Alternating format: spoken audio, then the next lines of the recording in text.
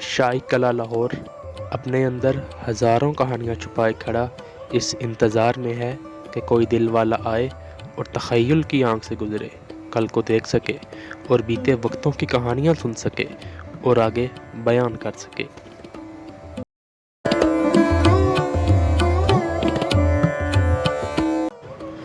جیسے ہی ہم شاہی قلعہ میں داخل ہوتے ہیں تو شاہی برج نظر آتا ہے جو جہانگیر نے بنوایا تھا، لیکن ہمارا آج کا موضوع شاہ برج نہیں بلکہ اس کے اندر ایک ایسی مسجد ہے جسے ہم موتی مسجد کے نام سے جانتے ہیں۔ لاہور قلعے کے دل میں تاریخ کی گود میں خاموشی کی چادر اوڑھے ایک سفید موتی چمک رہا ہے، نہایت سادہ مگر نہایت حسین۔ یہ ہے موتی مسجد، لاہور کا وہ گوہر نایاب جو شاہی عبادت گاہ بھی تھی اور روحانی سکون کا مرکز بھی۔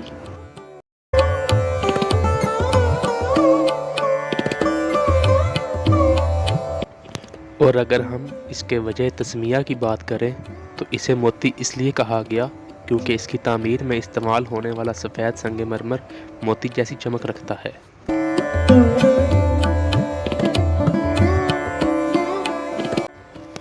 پانچویں مغل بادشاہ شاہ جہان کے دور کو مغلیہ فن تعمیر کا سنہرا دور کہا جاتا ہے۔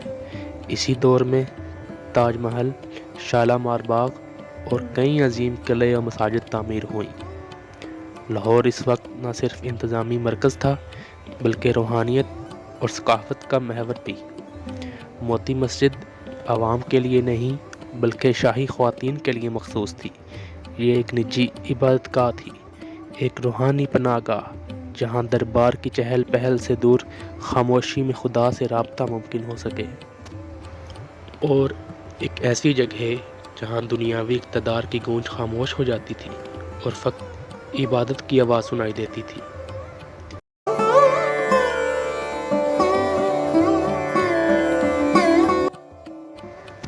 وضو ایک ظاہری عمل نہیں بلکہ روحانی پاکیزگی کی ابتدا ہے۔ مسلمانوں کے لیے یہ دل و دماغ کو پاک کرنے کا ذریعہ ہے، نماز کی تیاری کا پہلا قدم، اور موتی مسجد کا یہ وضو خانہ پانی اور پتھروں کے بیچ تاریخ، خاموشی اور عقیدت کا امین ہے۔ یہ ایک ایسا مقام ہے جہاں پانی عبادت سے جا ملتا ہے اور انسان روشنی کے سفر پر روانہ ہوتا ہے، مگر آج یہ وضو خانہ اپنی مخدوش حالت میں موجود ہے۔ اپنی مخدوش حالت میں موجود ہوتے بھی یہ وضو خانہ ان قدموں کی گونج سن رہا ہے جو خشوع و خضوع کے ساتھ اللہ کے حضور حاضری کی تیاری کرتے تھے۔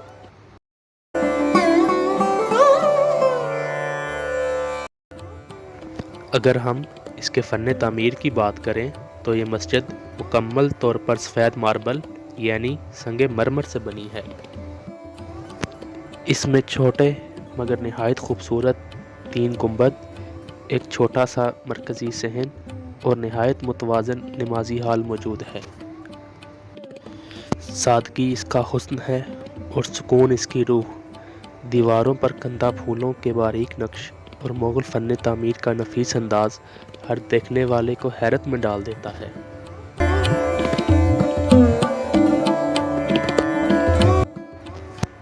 موتی مسجد صرف ایک عبادت گاہ نہیں تھی بلکہ ایک روحانی پناہ گاہ بھی تھی۔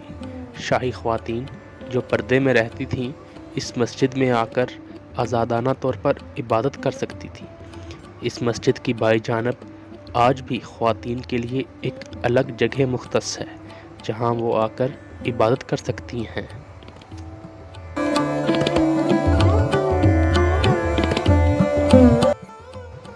موتی مسجد صرف ایک مسجد نہیں بلکہ مغلیہ ثقافت کی عکاس ہے۔ یہ مغلیہ جمالیات، سادگی میں حسن اور سچائی میں خوبصورتی کی عمدہ مثال ہے۔ لاہور کی ثقافت میں جہاں صوفی درگاہیں ہیں، باغات اور تاریخی عمارتیں ہیں، وہیں موتی مسجد ایک روحانی مرکز کی حیثیت رکھتی ہے جو اپنے اندر نہ صرف مذہبی بلکہ ثقافتی اہمیت بھی چھپائے ہوئے ہے۔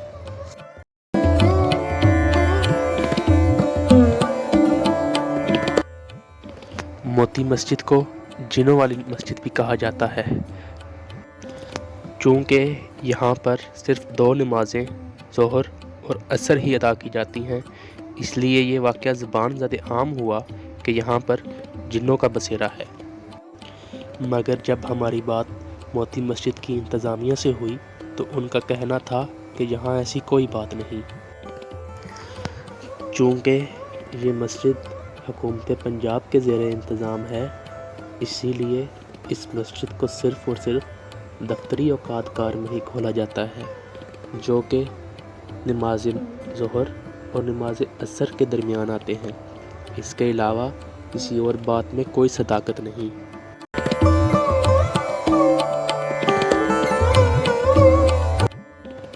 موتی مسجد کی رعنائی اور دلکشی اس وقت ماند پڑ گئی جب لوگوں نے کوئلوں سے اس کی دیواروں پر اپنی منتیں اور مرادیں لکھنا شروع کر دیں۔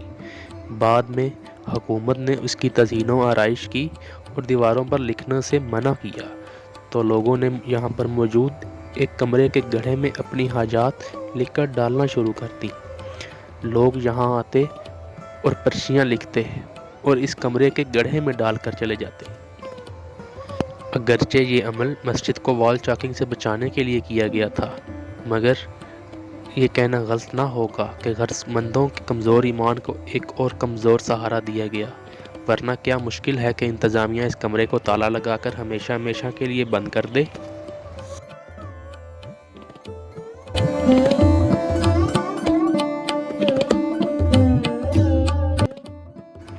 مسلمانوں کے زوال کے ساتھ ساتھ اس مسجد نے بھی زوال دیکھا۔ سکھ دور میں موتی مسجد کو خزانے کے طور پر استعمال کیا اور بعد میں انگریزوں نے اسے دفتر میں بدل دیا، مگر سب تبدیلیوں کے باوجود مسجد کی اصل شناخت ختم نہ ہو سکی۔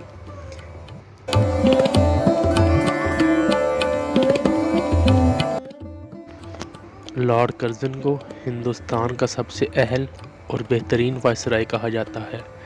جی ہاں، وہی وائسرائے لارڈ کرزن جنہوں نے تقسیم بنگال میں اپنا خاص کردار ادا کیا تھا۔ وہ جب وائسرائے بن کر ہندوستان آئے تو انہوں نے موتی مسجد کی تعریف کی اور اسے مسلمانوں کے حوالے کر دیا۔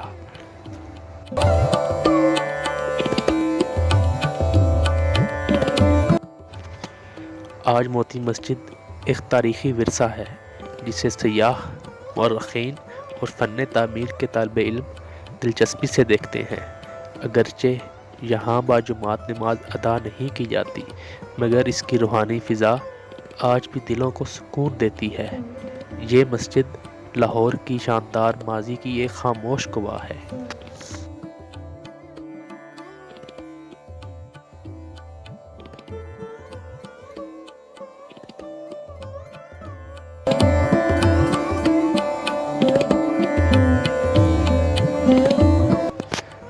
چونکہ ہم جانتے ہیں کہ لاہور کے ورثہ کو اپنی اصل حالت میں رکھنے کے لیے لاہور والڈ سٹی اتھارٹی کو تشکیل دیا گیا، اور وہ تمام عمارتیں جو ہمارا قومی ورثہ تصور کیا جاتا ہے ان کو اس اتھارٹی کے زیر انتظام کر دیا گیا تاکہ ان کو مخدوش ہونے سے بچایا جا سکے۔ موتی مسجد بھی ان تمام عمارتوں میں سے ایک عمارت تھی اور اس کو بھی لاہور والڈ سٹی کے زیر انتظام کر دیا گیا۔ 2010 سے موتی مسجد لاہور والڈ سٹی کے زیر انتظام ہے اور لاہور والڈ سٹی اس کی تزئین و آرائش میں پیش نظر آتی ہے۔ لاہور والڈ سٹی اتھارٹی اکثر و بیشتر اس پر کام کرتی رہتی ہے اور اس خوبصورت ماربل کو ماند پڑنے سے بچاتی ہے، مگر اب ہم حالیہ حالت دیکھیں تو یوں محسوس ہوتا ہے کہ اس خوبصورت مسجد کو دوبارہ سے تزئین و آرائش کی ضرورت ہے، کیونکہ اس کا ماربل موسمی اثرات کے پیش نظر اپنی اصل حالت کھو رہا ہے اور اس کی دیواروں پر سے گرتا پینٹ بھی چیخ چیخ کر پکار رہا ہے کہ کوئی تو ہو جو اس کی داد رسی کرے، کوئی تو ہو جو اس کو اس کی اصل حالت میں لوٹائے۔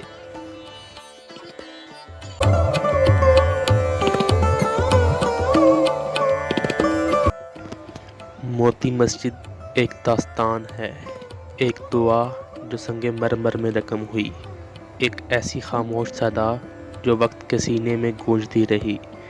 یہ ہمیں بتاتی ہے کہ حسن سادگی میں ہوتا ہے اور عبادت خاموشی میں۔ یہ صرف ایک مسجد نہیں، یہ لاہور کا وہ موتی ہے جو وقت کی گرد میں بھی چمکتا رہا۔